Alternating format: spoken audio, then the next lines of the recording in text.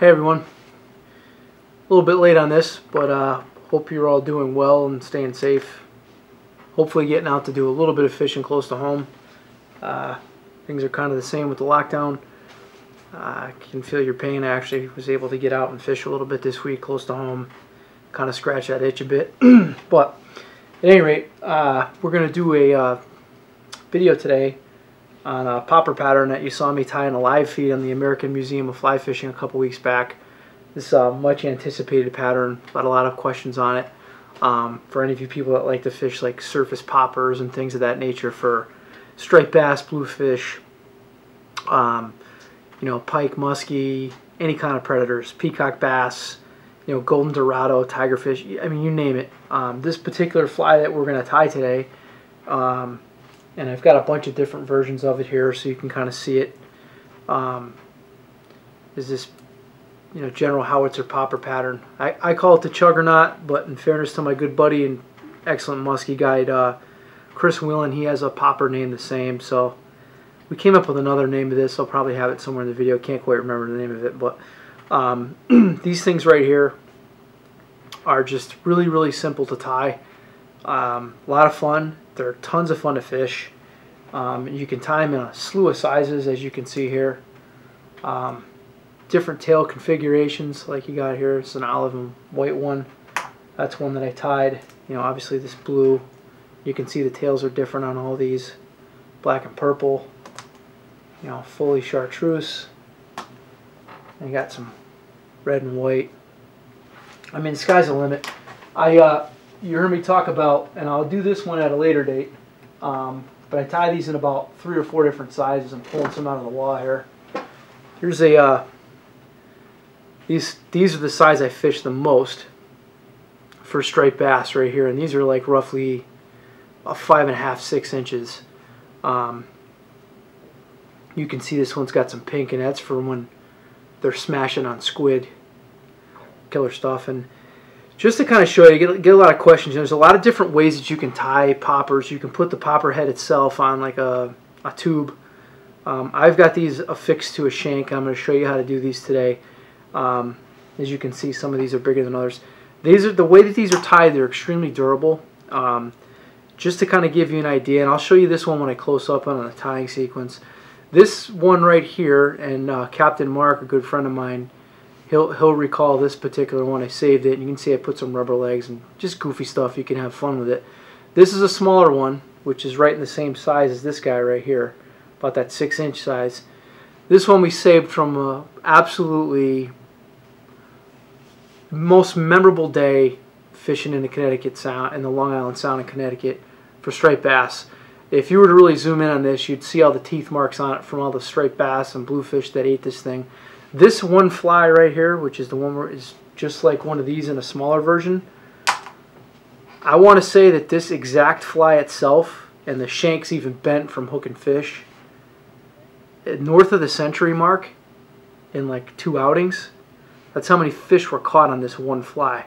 So if that gives you any, I mean, yeah, it's starting to fall apart now, but if you got any question on durability, you hear me talk about that a lot.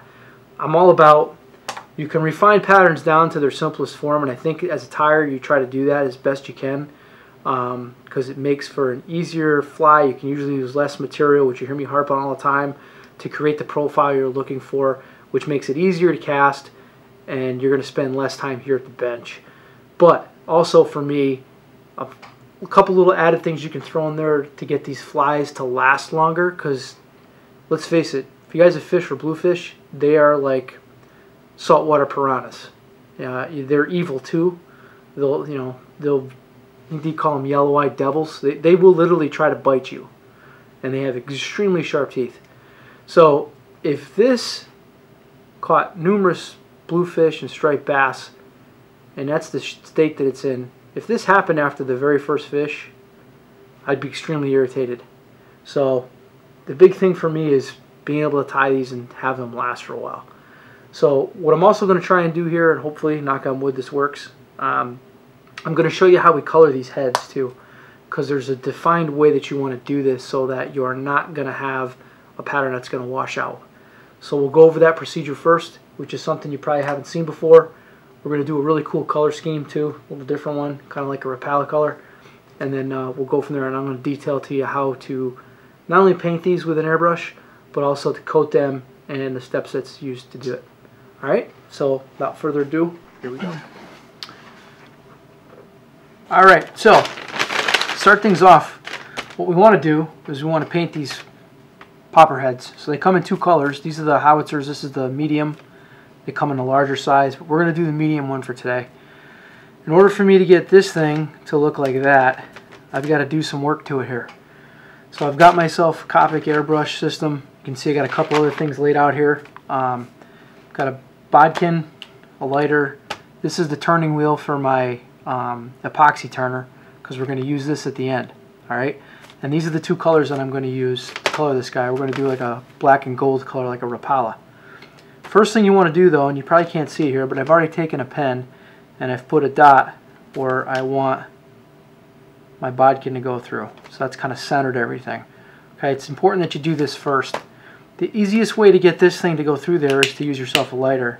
Heat up your bodkin, just like you see here. Find your spot that's centered. Push it right through there. And boom, I found the center right on there. Now what you're going to see when we go to tie these later is I'm going to talk about how to slide these popper heads onto a flat surface, which is a shank. So I'll go over that later. But what I'm going to do is just heat this up some more, get this on here. I'm just going to move that side to side a little bit. Alright, so see, I've got some gloves here. What we're going to do, whichever hand you feel more comfortable in. I like to paint with my right hand, so I'm going to take and just put one glove on my left.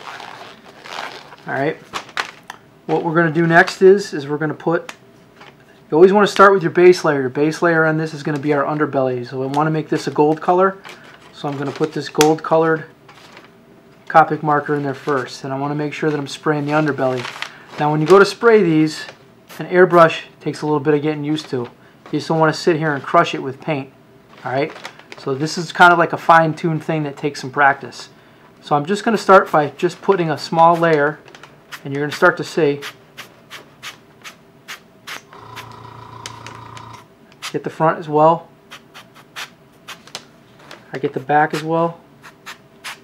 I like to keep this on the bodkin because I feel like I have a little more control and there's less of a chance of me. And you see I'm going to kind of try and fade this. But there's less of a chance of me painting myself with this. Sometimes you got to shake your marker up a little bit. Make sure you get that ink going.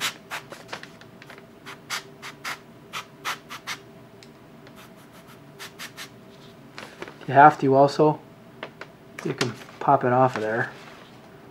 That way you know you're going to get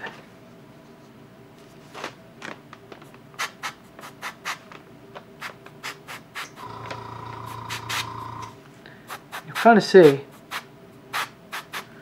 kind of want to fade that on there first. Once I'm relatively happy with my color scheme on there, you can kind of see I got a nice little faded gold color on the bottom, kind of like what I'm trying to get here. Okay, so I've kind of got that in place. I'm going to swap this out to the black. Now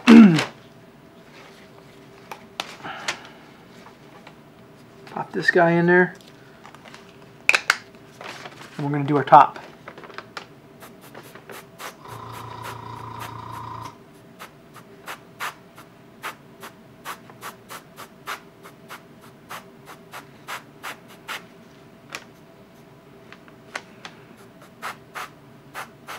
So you can get a nice little speckled look to it if you want for your fade. I really like to fade it in myself. Just like so. I like to put a little bit of black in there as well. Do that on the back. But I really want to make sure it's relatively solid, as you see here. Now I've kind of got that in place. Once I'm kind of happy with it, you can get rid of your airbrush tool. Get that kind of out of the way. Now, what I'm going to use for a top coat on this is some liquid fusion, a little bit of water. So I take, and this is just to kind of top coat this. You have to remember, Copic markers are water based. Our flies are going in water. So that being said, if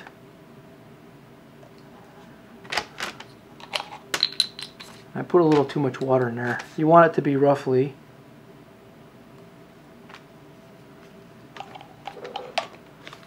3-to-1 ratio. But back to what I was saying, if you don't coat these, that paint is not going to stay. It's going to run. So now we're just going to take our brush, mix up our liquid fusion and water, and this is just going to kind of thin it up and make it a little bit more pliable so we can utilize it. As you'll see here. Now I'm going to take this off, put this on the toothpick that I want to use. Okay. Once we've kind of got that in place, now we're just going to put a thin layer, put that on there good enough so it doesn't move on me. A nice thin layer of this stuff.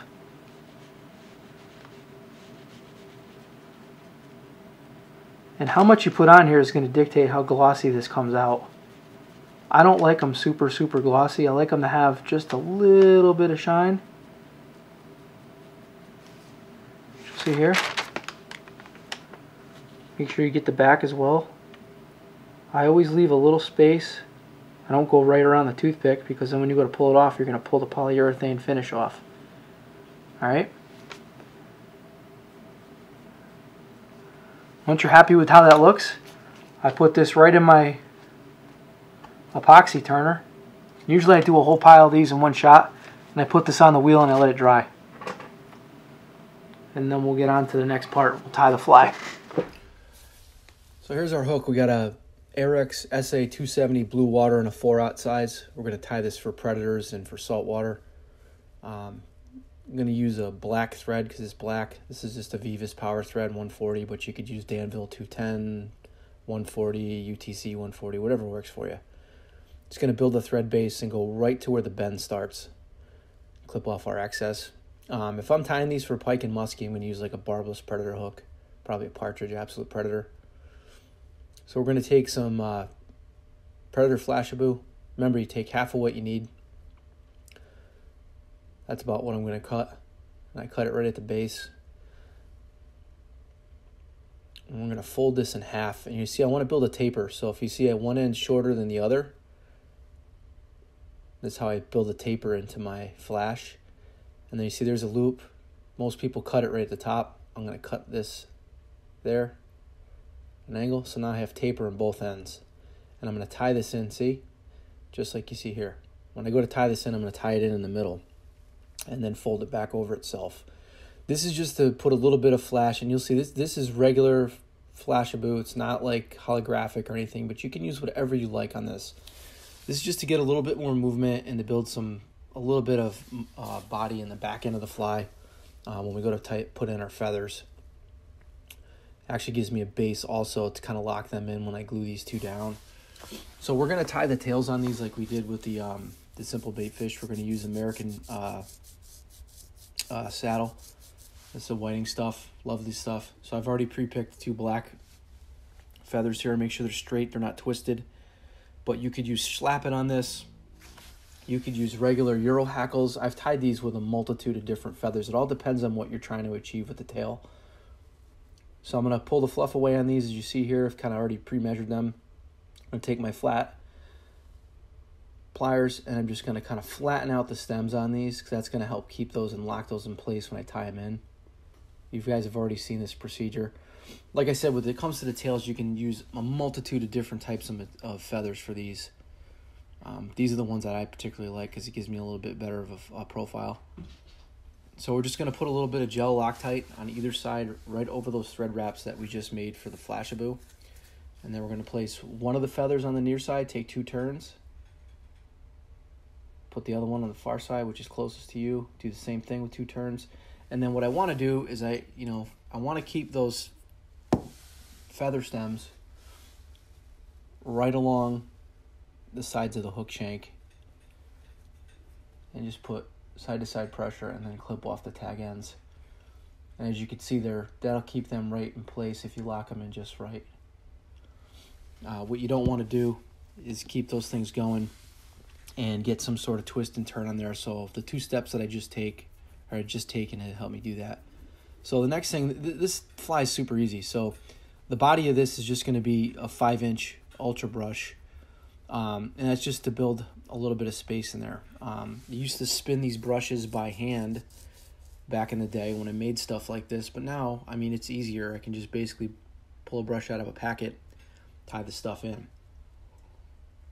And this is going to make up the bulk of the body. The rear portion of this fly, this is really a quick tie, in my opinion. It's not much to it. So as we go to, we're basically going to palmer this brush just like we do a hackle. You see I'm pulling the fibers towards the rear, and then I take open spiral wraps right up to the hook eye. Get to about the halfway point, pull out your little wire finger brush, and then just kind of comb out some of those trapped fibers. And you're going to do that as you progress down the hook. The reason why we use those open spiraled wraps is that's going to make sure that the material breathes. If you tie this in and wrap it closely together, you're going to have this mass of synthetic material on the back of your fly. You're going to burn through an entire brush pretty much too. And it's too much. Less is more. So once I get up to the eye, I'm going to take a couple turns over it, a couple in front, cut it off. Take your scissors and kind of flatten out that burr as best you can. Once you kind of done that, you see I've got like one little crazy fiber in the front there to try and pull that out as well. Brush the whole thing out, and you kind of see it gives you your body of your rear portion of your fly. Now, because this one's two-tone, what we're going to do here is we're going to use some magnum dubbing for the top and the belly of this. And on the back half of this, we just use a very, very fine amount. Remember, you take half of what you need because you're going to be tying it in the middle and folding it rearward. We're just carding this like we do with laser dub. Take 2 turns over the center, fold it rearward, add your thread in front, put a 1/2 inch on, then invert your hook in the vise. And we're going to do our belly. And our belly on this one, as you can see, is a golden color because we're doing this like a, black and gold Rapala. The color scheme on this one's kind of funny. It's called recycled beer. Same thing, half of what you need.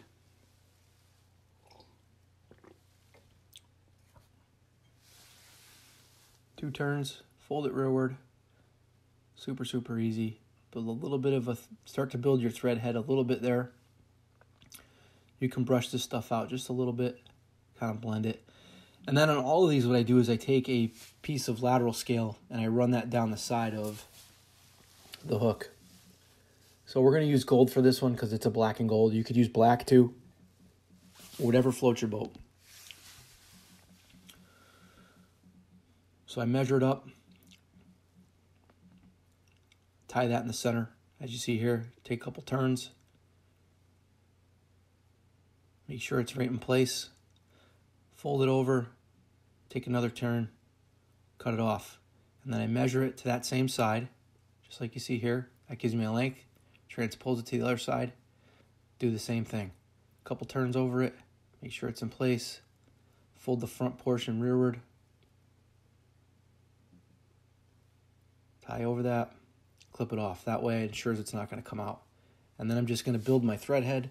I'm going to whip finish that. Then we'll put some kind of cement on there or resin if you want. That's the rear portion of the fly. That's the majority of your tie right there. That takes primarily the most time aside from coloring up these popper heads. Measure it, looks good. Going to use my Solares bone dry for this guy. Heck, you could even use the black one on there if you really wanted to. Just coat your thread wraps.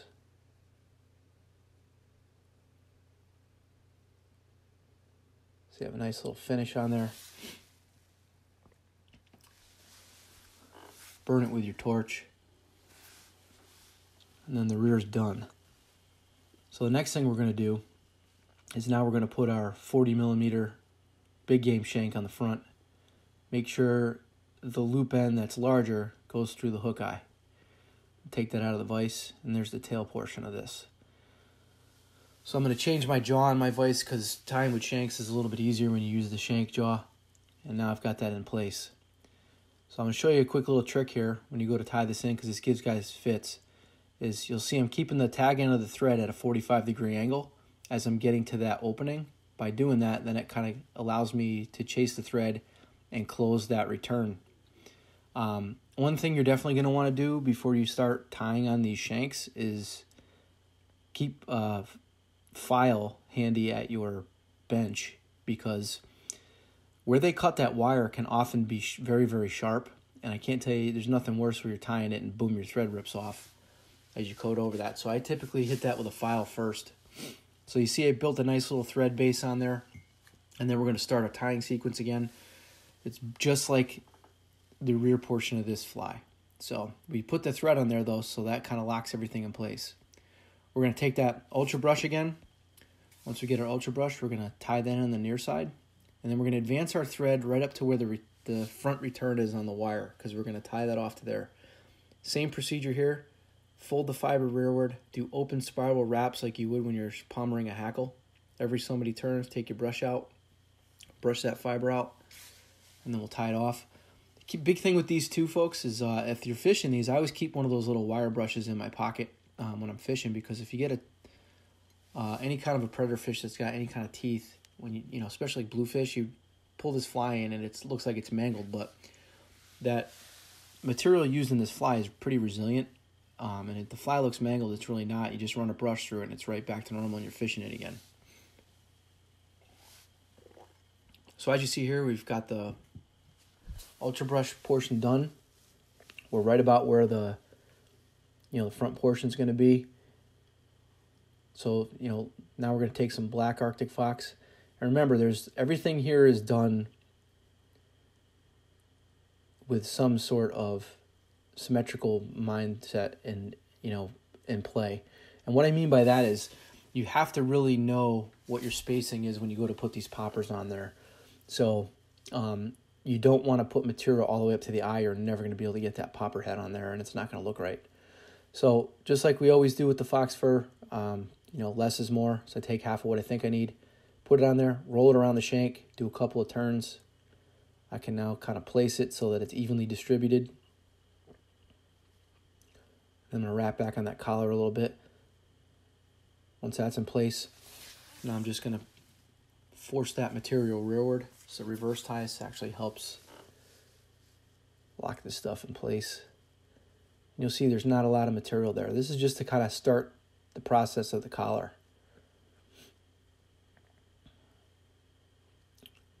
So I've got that. What I'm also going to do is put a half hitch on there, and then knowing that I'm dealing with predaceous fish, I always like to build a little bit of durability in there. So I just put some resin on those thread wraps.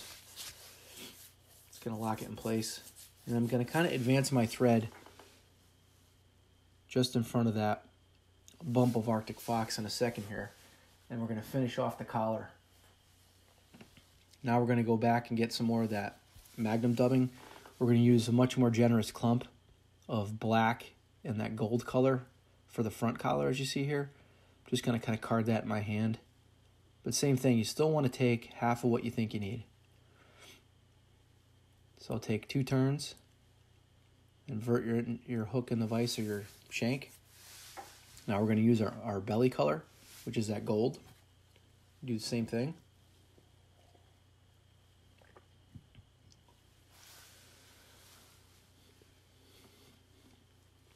Kind of preening and pulling apart the bundle that I have now, just to make sure that it's got, I try to maximize the length on this stuff when I go to make my collar. You see here, lay that right on top. You could do both of these at the same time if you want. It's entirely up to you. When I'm tying these in mass, I typically have all that stuff already pre-selected. Advance your thread, pull that fiber backwards, and you're going to see what I'm going to do here is I'm going to build a little bit of a thread cone at the front of those, and then after I've done that, I'm going to build a second cone to brush this stuff out getting those loose errant fibers out of there. You can see that's blended in there really nicely. Now what I'm going to do is I have a nice flat foundation to put that popper head on. So I'm building a second cone in there, and you've probably seen that there's these special popper hooks with a bend in them and whatnot to help prevent the popper head from spinning around the hook. But essentially what I've just done is the same thing. If you look ever so closely, there's a slight little pyramid of thread there. So here's my finished popper head. You can see I have a distinct top and a bottom. So what I'm going to do now is I'm going to take my scissors and come in on a sideways angle, because remember, I have a flat surface. I have a very, very large hoop to get that thing through. And I'm just going to take my scissors and push them through, so I have to open up that little gap in that space in there. Next thing I'm going to do is just put a little drop. You don't need a lot. You don't want to goop this stuff on there, of gel Loctite on the top, and then a little bit on the bottom. And then I'm just going to force and work that popper head back and forth. Get it to pass that eye. Sometimes it takes a little longer than others. Boom, there it goes. And you can kind of see my collar's built right up into that there. You don't even need to add any thread to the front of it. Once that's on there and it's level, it's pretty much good to go. I like to take a little bit of Solaris though and just kind of fill in that gap a little bit. You could use thick on there if you want, whatever works for you. Just let that thing set for a bit. And in all honesty, folks, you don't need to put eyes on these because they still catch fish. But we put them on there because there's, makes it look a little nicer. So we're going to use my favorite little eyes here, these, pearl, opal pupil eyes, and we're going to put them on there. So I do one eye at a time. Just put a little tiny drop of gel Loctite in the center of that eye well. Make sure you put the eye on there correctly. And then I'm going to take a little bit of thin, go right around the edge of that so that it creeps onto the popper head. You see here with a torch, cure it. That first one, the battery was pretty much dead, as you could tell. Once that's in place, do the same thing with the second one. You can see I got a little spot that peeled off on that. You can fix that after the fact, right where my finger is. This is actually an older popper head, the one that I was doing in the video earlier, still in the turner. You can go back in and spray that and then just kind of coat that over with a little bit of that solution I used with the liquid fusion. But this one's going in my box, so I'm not really too worried about it. That spot on the bottoms, the fish don't really care about. But if I was going to put one of these in the mail for any one of you, I would be sure that didn't have that spot on there. And that's it. And that's the Sucker Punch, aka Chuggernaut. This is a longer one. This one's about 8 inches. You can kind of see the profile on this guy. The colors palette on these is endless. You can get as creative as you want with it. And these things are pretty easy to cast. When you get to those bigger popper heads, that's where you're really going to be working. But that's the fly. Good luck. Have fun.